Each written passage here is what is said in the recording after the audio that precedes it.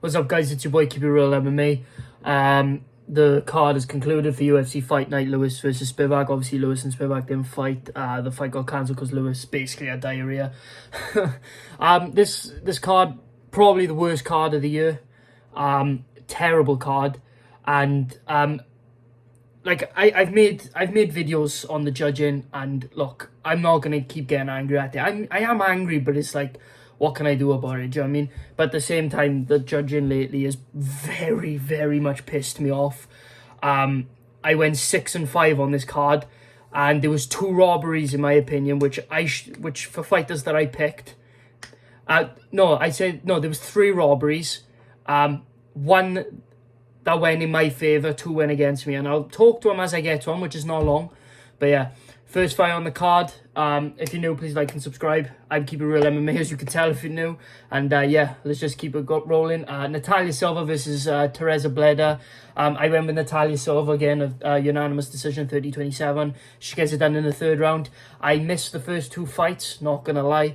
But I'm assuming it went well. I knew she was the better fighter, and she gets it done in the 3rd round TKO. Great job by her.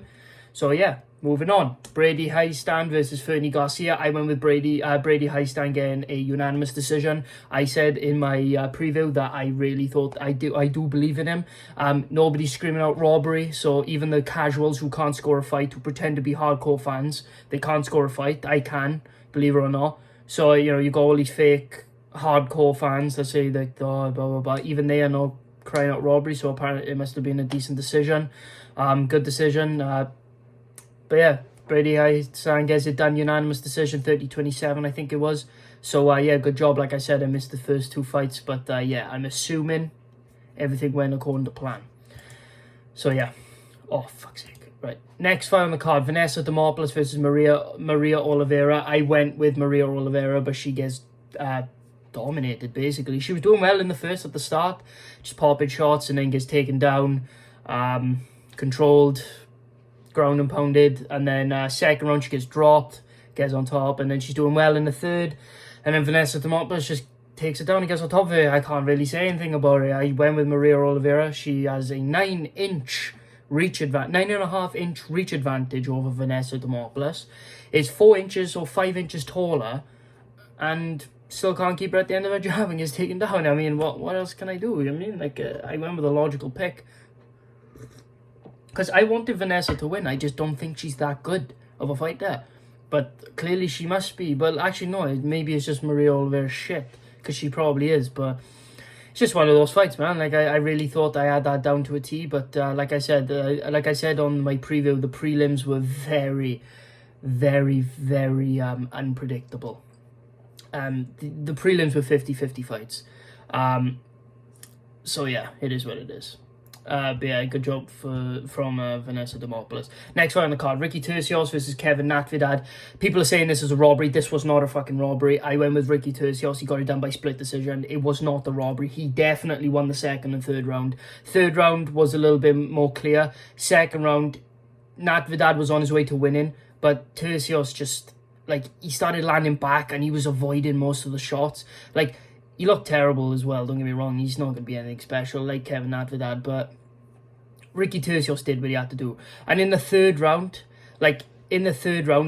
he literally almost had that choke against Kevin Natividad. That was the closest to finishing the fight. And it was mainly grappling. And he was also landing really good ground and pound shots. So Ricky Turcios takes the 2nd and 3rd round. Natividad definitely took the first, 110% he took the first. But the 2nd and 3rd, Turcios, I know he took big shots in the 2nd and 3rd, but he also landed decent shots back, and on top of that was almost finishing the fights with ground and pound or submission attempt, especially at the end of the 3rd. So he scraped the 2nd, clearly won the 3rd in my opinion. Like, even though he was on his way to losing those rounds, he came back and stole it at the end on those last 2 rounds in my opinion. I don't see how you can give Kevin Natividad the 2nd, especially the 3rd round when, yeah, he was on his way to winning the 3rd, but then almost gets rear naked choked. He gets out of it and gets ground and pounded. I don't understand how you can give him that thing, because he didn't drop Turcios, so it couldn't be a 10-9 automatically. So yeah, that's how I scored it anyway. Next fight on the card. First robbery of the card. Vince Morales versus Miles Johns. I went with Vince Morales getting a second round KO.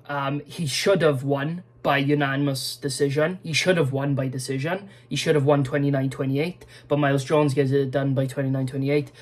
The judging, like I said, is absolutely disgraceful. I don't know how you can give Miles Johns second and third round. How can you give him the second and third round? How? He was literally missing most of his shots. Vince Morales wasn't landing a great deal, but he was landing more and more harder shots in the second and third round. I seriously don't understand how you can give Miles Johns that fight. And even like if like you're just looking at damage in general, because damage trumps all. Like instant damage, like trumps accumulative damage, and Vince Morales was doing better on both.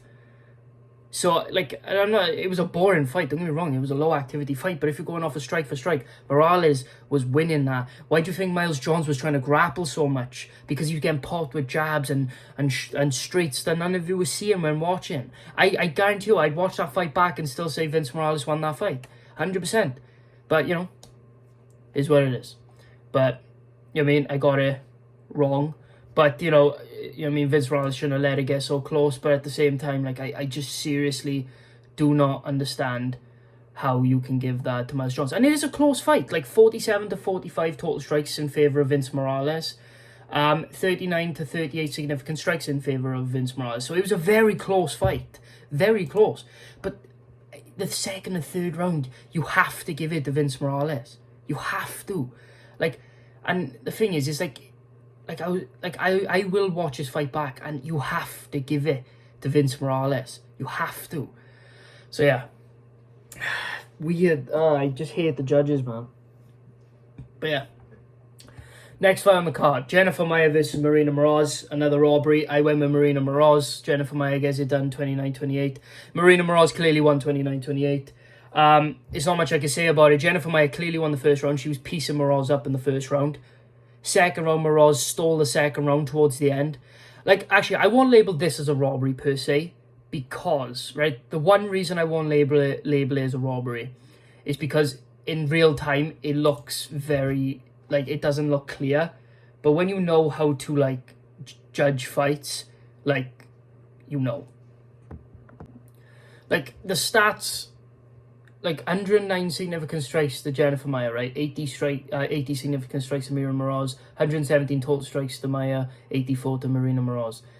Like, the stats, like, people look at the stats too much in terms of that. Like I said, in the Vince Morales and Miles Johns fight, the significant and total strikes can indicate how close a fight was. And it looks like in this one that Maia ran away with it. Marina Moroz was landing the harder shots in the second and third round. The second round, she stunned Maia with a hook, and you can watch it back and see it. And in the third round, she threw a straight, I don't know if it was straight right or straight left, that like stumbled Maia. Like, Marina Moroz was landing the much harder shots, and in my opinion, she should have won that fight 29-28. She definitely won the second and third round. I don't know. Like, watching real time, I can understand how you can give it to Maia. I really can understand how you give it to Maia.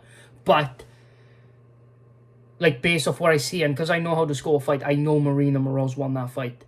And, like, you know what I mean? It is what it is. Like, do you know what I mean? It is what it is. But it's like, do you know what I mean? Like, what can you do about it? What can you do about it? Do you know what I mean? And there was 3 robberies in a row. It weren't just 3 robberies in general. There was 3 robberies in a row. Vince Morales got robbed, right? To be honest, though, the Vince Morales and Miles Johns fight, it felt like nobody won that fight because that's how shit of a fight it was. But at the same time, Vince Morales won that fight. Marina Moroz won that fight, in my opinion. I have to label it as robbery because on paper, she should have won. But I can see why you give it to Jennifer Maia, but you have to give that to Moroz, man. Like, but I won't label it as a robbery per se. So I'll say 2 robberies and 1 iffy decision. But Moroz definitely won that fight 100% in my opinion. Like, well, not even in my opinion, based off the rule scoring criteria. Like, Jennifer Maia was landing a lot of shots. Like I said, a lot of was it just strikes? A lot of strikes in general. You know what I mean? She was landing a lot of total strikes. But Moroz was landing the shots that was clearly affecting the most.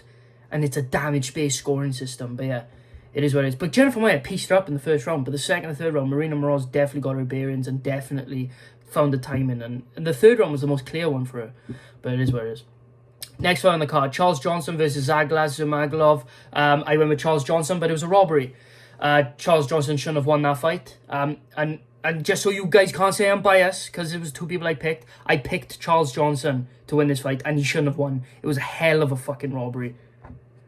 Hell of a fucking robbery. That was a bad robbery. And I will advocate for Zaglas to win that fight. I should have taken the L on this pick. Like, I should have taken the W on Moroz and Vince Morales. I should have taken an L on this pick. Zaglas clearly won that fight. Clearly won that fight. I don't know how you can give that fight to Charles Johnson. Charles Johnson won the third round, but definitely lost the first 2 rounds. 100%. He was getting hit with massive shots. Almost dropped twice in 1 round. In round 1, I think it was, he almost got dropped. He almost got dropped in the second round as well. Zaglas was clearly landing the more damaging shots. Like, this wasn't even as close as Vince Morales and Jennifer Maia's fight. This was clear first 2 rounds for Zaglas and clear for Charles Johnson in the third. I don't know how you could give Charles Johnson that fight. Like I said, what can I do about the judges? The judges are absolutely fucking disgraceful, and there's nothing you can do about it. It is what it is, do you know what I mean? But, like, what can you do about it? It's disgraceful. But yeah, it is what it is. Next fight on the card. The rest are not robberies. Jack Della Maddalena versus Danny Roberts. I went with Jack Della Maddalena by first round TKO, and you guys are done by first round TKO. Danny Roberts I was getting a bit worried because I was like, fuck, he's only got a bit of a chin. Not worried, but like I was like, fuck, unexpected. But I know Jack Della Maddalena was gonna win, bro. Like, he was a minus 675 favorite. If you don't win, there's something wrong, right? Hell of a fight, man. Hell of a fighter. I mean, like, bro, his hands are slick, man. He's a future contender, bro, for the belt, I think. He's unbelievable, bro. 13-fight win streak. Young, and I think he's ready to go, man. He, obviously, turning right back around in the Perth card. Perfect. I mean, like, the only reason I set up this fight is because he just desperately wanted a fight before the end of the year, which I don't blame him, you know what I mean? Extra money for the end of the year for Christmas.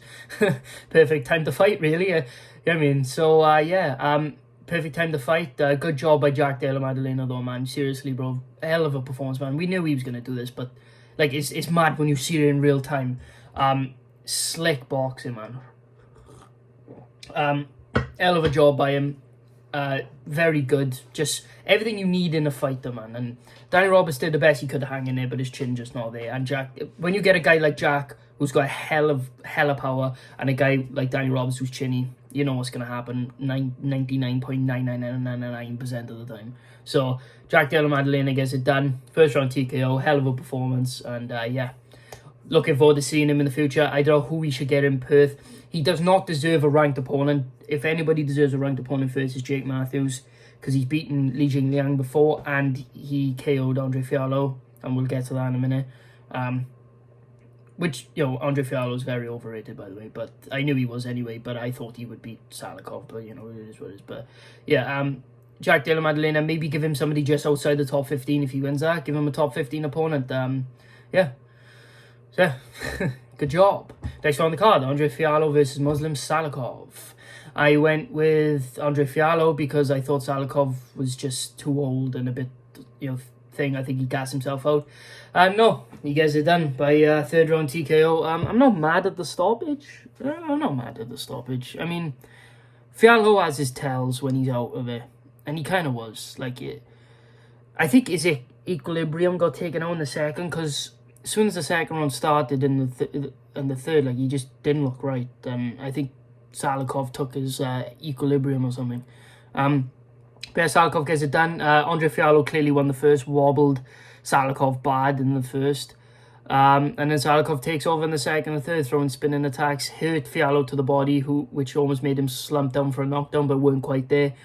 And then Salikov just kept unloading, and then threw a spinning wheel kick and caught Fiallo right on the temple. Landed a couple of more shots. Standing TKO. Good performance by Muslim Salikov. I mean, didn't expect it, but yeah, good job. Next fight, he shouldn't have been the favourite, by the way. It's only because you've Dagestani bit. Next fight on the card, Chase Sherman versus Waldo Cortez Acosta. I went with Waldo Cortez Acosta by second round TKO, I think I went, or third round. But he got it done by unanimous decision. Good job by Waldo Cortez Acosta, won every single round. Very good performance, much better than the Jared Vanderaa, but Jared Vanderaa has better leg kicks than Chase Sherman. But Chase Sherman was throwing him. But Waldo Cortez Acosta, I told you, his boxing would be too much for Chase Sherman. Because Chase Sherman and Vanderaa, I know MMA math doesn't work like this, right? But think about it for a second, right? Before Chase Sherman finished Jared Vanderaa, the boxing was so even. But Waldo Cortez Acosta, even though he should have lost the fight to Vanderaa, his boxing was way too good for Vanderaa. Way too good. And I knew he was going to piece Chase Sherman up if he decided to box. And he decided to. And I know he got a takedown at the end of the first. But after that, he couldn't go to it. He was gassed out. Waldo Cortez Acosta landed great shots. He seriously needs to work on his game if he wants to stay undefeated. Because right now, you give him anybody in the top 15. I don't know if he can beat them. But good performance by him, man.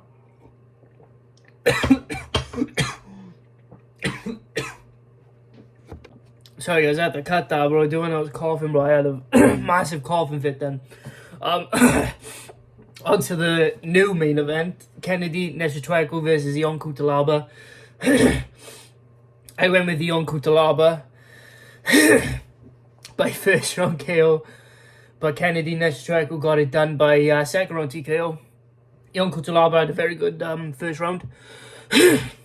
Showing you to speak. But yeah, he had a very good first round. Very patient. Did what he had to do, but Kennedy just came back in the second, timed Dion's shot. Knee straight up the middle, wobbled him, went down, finished him off with strikes. Very good job by Kennedy Nzechukwu. Very good performance, and at the end of the day, man, he's earned himself a top 15, I think. Good performance. I was wrong in that pick. I just thought Cutelaba had too much experience. Too much in the first round. Kennedy's a slow starter, and Cutelaba's not. Cutelaba could have won that fight if he didn't go for the takedown, but he decided to after wobbling Kennedy in the first round. But it is what it is, man. But yeah, that's it, guys. Like I said, 6-5 on the card. Very good for how unpredictable the card was. It was a 50-50 card, like I said, in my prediction. By the way, guys, I gave myself like 5 minutes before putting it back on, and so I said, oh, fuck it. I'm not getting better, so I may as well just finish it off. One fight left, so yeah. Thank you guys so much for watching. I appreciate you. Thank you for everybody that's been running up the subs on my videos. Thank you so much. I appreciate you. If you're new, please like and subscribe, like I said. I'll see you guys in the next video. This is Keep It Real MMA. See you guys in the next video. Peace.